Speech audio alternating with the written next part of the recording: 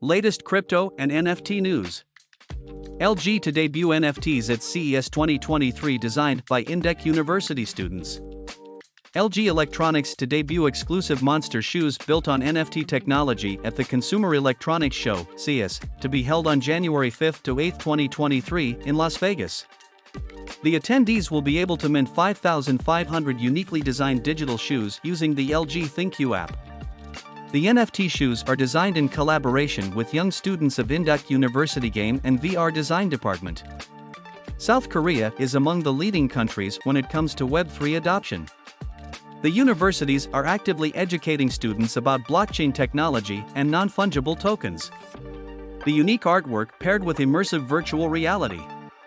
These NFTs hold special meaning to the world's largest home appliance company because it not only represents its innovative progress but also its upcoming showcase devices, Styler Shoe Case and Styler Shoe Car.